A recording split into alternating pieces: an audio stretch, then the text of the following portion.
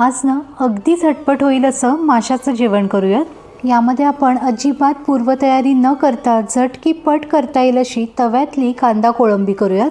ही कांद्यातली कोळंबी एकदम पटकन तयार होते आणि चवीला तर अतिशय सुरेख लागते। यासाठी बघा 2 मोठे कांदे हे असे आबडधोबड चिरून घेतलेत, कारण हे असंही आपण चॉपरलाच फिरवणार आहोत। चॉपरला हे असं थोडंसं फिरवून घेतलं की यामध्ये आपण आलं, लसूण आणि कोथिंबीर घालायची। हे पण थोडंसं फिरवून घ्यायचं आणि मग टोमॅटोच्या फोडी घालायच्या। बघा, टोमॅटो मात्र मी फार असं फिरवून नाही घेतलं आहे, पण बाकी सगळं मात्र छान असं बारीक झालं आहे। कोळंबी पण बघा मी व्यवस्थित अशी साफ करून स्वच्छ धुवून घेतली। आता फोडणीला घालूयात। तव्यामध्ये पळीभर तेल घातले, त्यावर आपण चॉपरमधून काढून घेतलेलं हे मिश्रण घालायचे।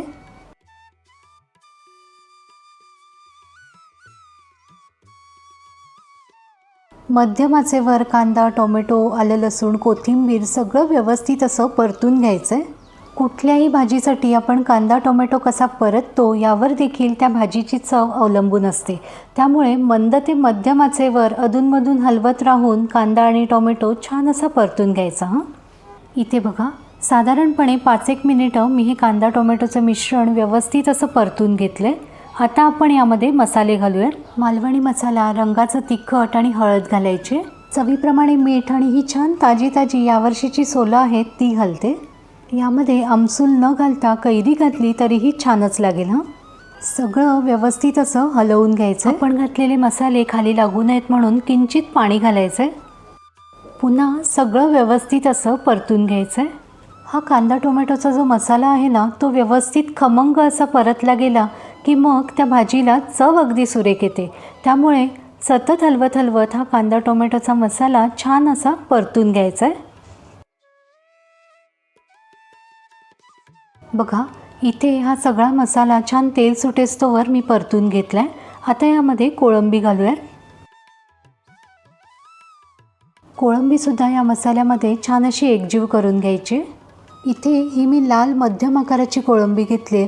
तुम्हाला जी कोळंबी आवडते ती तुम्ही घ्या। आपल्याला हे मिश्रण आता जरी कोरडं वाटत असलं ना, तरी आपण जशी कोळंबी परतू तसं या कोळंबीला हलकंसं असं पाणी सुटतं आणि छान लपतपीत अशी कांद्यातली कोळंबी तयार होते। बघा, सगळं मी व्यवस्थित असं परतून घेतलंय। आता यावर झाकण ठेवायचं आणि फक्त 2 ते 3 मिनिटांची वाफ काढून घ्यायची। सगळं व्यवस्थित एकदा हलवून घ्यायचं। फक्त लक्षात ठेवा, कोळंबी फार अशी शिजवायची नाही, नाहीतर मग ती मऊ न राहता चिवी होते। मस्त अशी बारीक चिरलेली कोथिंबीर पेरली की आपली तव्यातली कांदा कोळंबी तयार। पूर्वी ना कायम आई हा असा तव्यातल्या मसाल्यामध्ये रात्रीचा भात परतून देत असे आणि आजही मला हा तव्यातला भात प्रचंड आवडतो। हा भात बघून कुणाकुणाच्या आठवणींना उजाळा मिळालाय मला नक्की सांगा। काही पदार्थ ना आपल्याला थेट बालपणीत घेऊन जातात, त्यातलाच हा तव्यातला भात।